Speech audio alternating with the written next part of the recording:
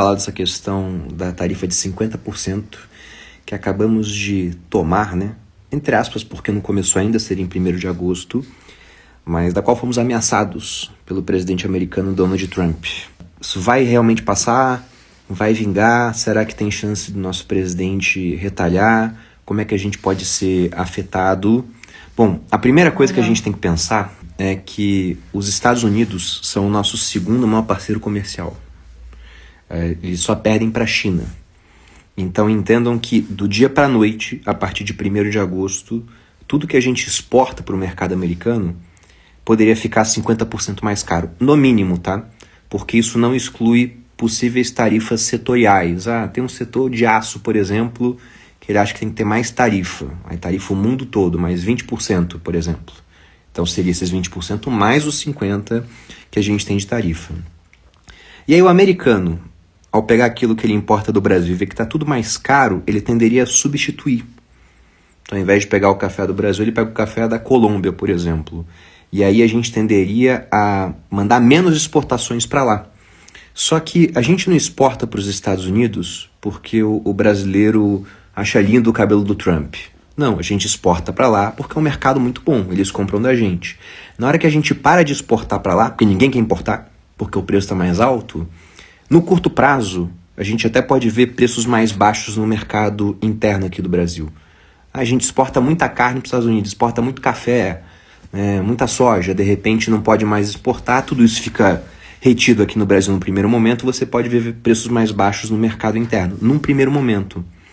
Mas depois a gente tende a achar outros parceiros comerciais, mas nesse interim tem uma coisa muito negativa, que é o fato de que com menos exportações, quando a gente manda os produtos para lá, eles pagam em dólar. Então a gente consegue mais dólares aqui para o Brasil. Se a tendência é que a gente tenha menos dólares aqui, então o dólar fica mais escasso contra o real, a gente deve ver uma apreciação do dólar, que inclusive foi o que aconteceu hoje, por exemplo, né? Final do dia ali, quando vê essa questão dos pacotes, o dólar subiu. E, bom, pensando em empresas mais afetadas, né, as exportadoras mais focadas no mercado americano serão afetadas. Amanhã, com a bolsa abrindo, a gente deve ver, no geral, algum tipo de queda. Se a gente olha para o mercado americano agora, o ETF brasileiro já estava sentindo isso já, uma queda. E amanhã deve ter uma queda do índice em si, mas muito puxado por empresas exportadoras. Agora a questão é, isso vai realmente vingar? A gente não sabe. E também não há como saber ainda porque o Trump não colocou só a questão tarifária na mesa, né? Porque o Brasil, ele tarifa mais os Estados Unidos do que os Estados Unidos tarifam o Brasil, até então. Excluindo essa tarifa de 50% que a gente não sabe se vai vingar ainda. Na tarifa média, a gente tarifava os americanos em coisa de 14%, enquanto eles tarifavam a gente em coisa de 2%. Então era bem mais. Aí o Trump foi lá e colocou novas tarifas, né? O Brasil ia ser contemplado com mais 10% de tarifa, que basicamente equilibrariam o jogo. Só que não é só isso que está no conteúdo da carta. E ele não começa a carta falando de tarifa, ele começa a carta falando sobre o julgamento do ex-presidente Jair Bolsonaro. Falando que ele respeitava o Bolsonaro, que ele é um líder que era respeitado no mundo todo, etc. E que esse julgamento é uma vergonha, que ele deveria cessar imediatamente. Eu acho muito difícil que isso venha a acontecer. Depois ele falava também da atuação do STF, de que haviam ordens ilegais e secretas de censura contra as plataformas de redes sociais americanas, e depois ele chegava nas tarifas.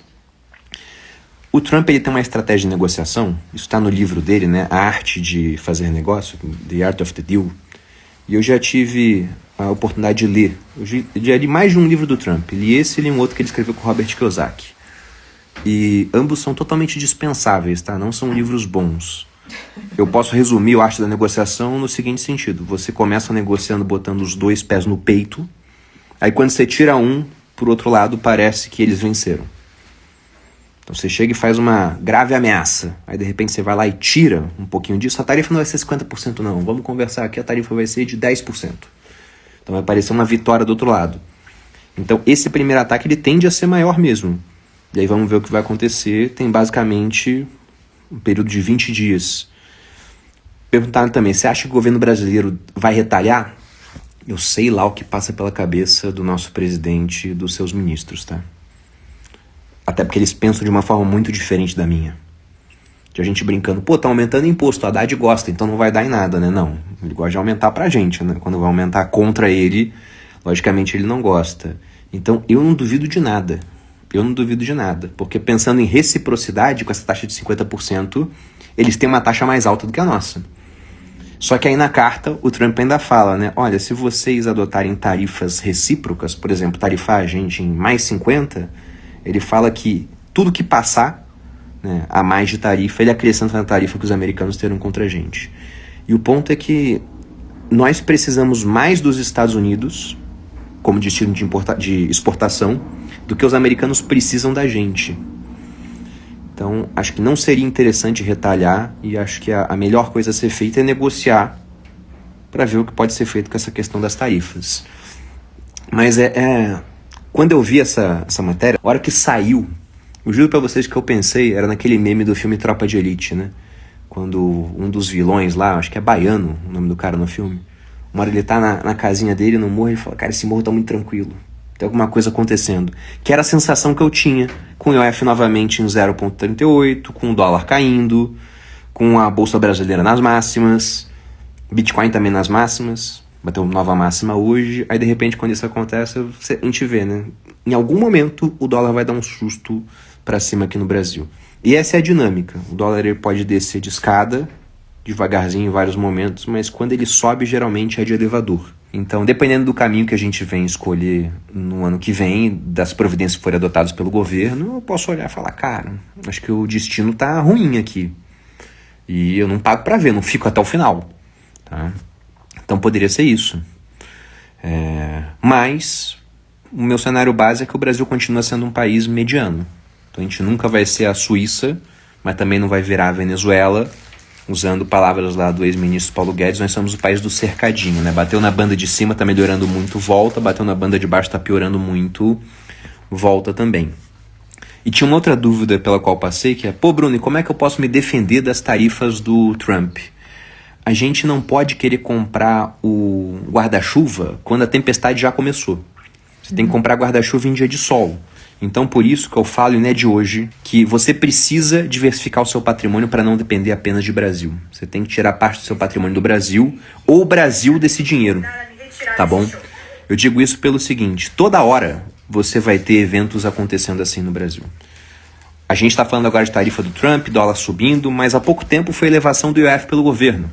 Saiu de 0,38 para investimento para 1,1, sendo que eles queriam levar inicialmente para 3,5.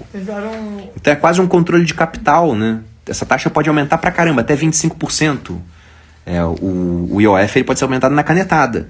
O ponto é que você deveria aumentar isso com uma finalidade parafiscal e não para arrecadar mais, que foi o que o governo tentou fazer. Mas o presidente tem essa liberdade inicial de fazer esse tipo de coisa. Então, o ponto principal é, sempre que você tiver oportunidade, e geralmente a gente tem, né? Porque as coisas ficam comportadas durante um certo período, o dólar dá uma cedida, comece a diversificar internacionalmente. Ou você compra Bitcoin, que é o que eu gosto também, né? Porque você não está mandando dinheiro para fora, mas está tirando o país do seu dinheiro. Até me perguntaram, pô, Bitcoin bateu máxima hoje enquanto o Brasil foi tarifado. Tem a ver brasileiro comprando Bitcoin? O Bitcoin não está nem aí para o que acontece com o Brasil. É um negócio negociado no mercado global.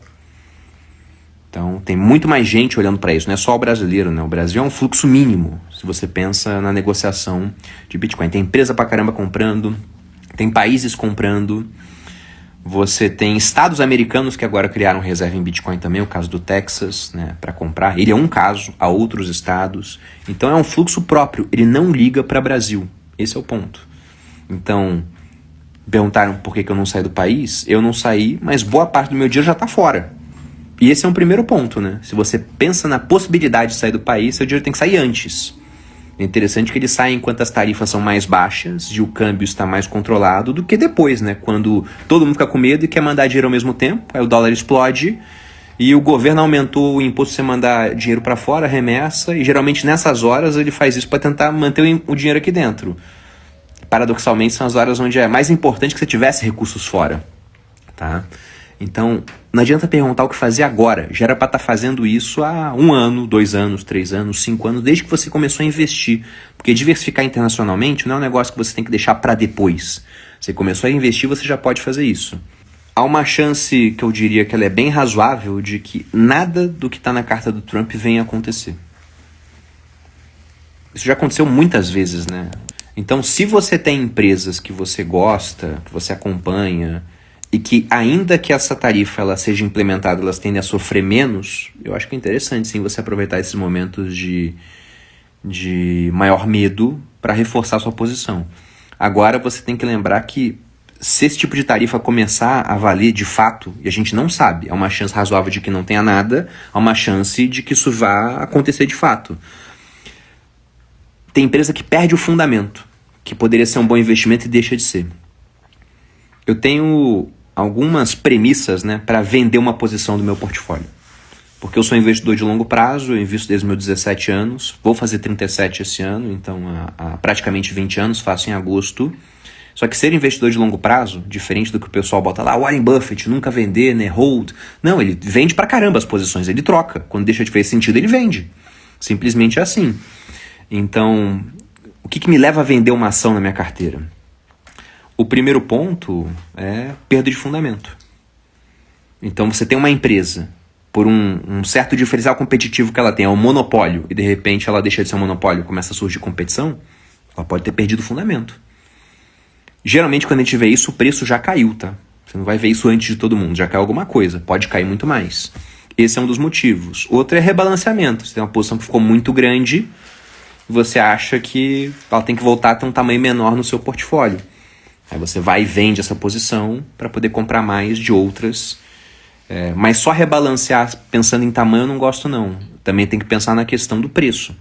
É um terceiro ponto. Então, fundamento, rebalanceamento, preço, porque ela está com preço muito mais alto do que outras posições. Ela está menos atrativa. Você ainda quer ficar com ela na carteira, mas acha que já subiu boa parte do que iria subir. Aí você vai e vende uma parte disso para outra. E o último ponto é pensar em cuja oportunidade. Porque você pode ter uma ação na sua carteira que é de uma boa empresa, que está num preço interessante, ela mantém os fundamentos, mas por algum fator apareceram outras oportunidades. Em outros ativos, não precisa nem ser em ações, em alguma outra coisa. E você acha que essa outra oportunidade é melhor do que aquilo que você tem.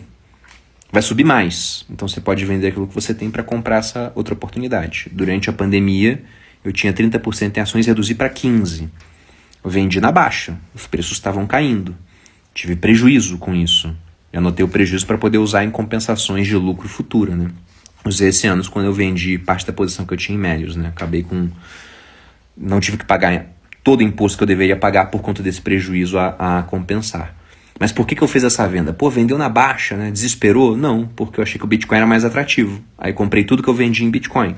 A bolsa depois ela voltou, mas está praticamente parada no mesmo patamar há uns 5 anos. E o Bitcoin desde então ele custava 40 mil. Hoje está mais de 600, né?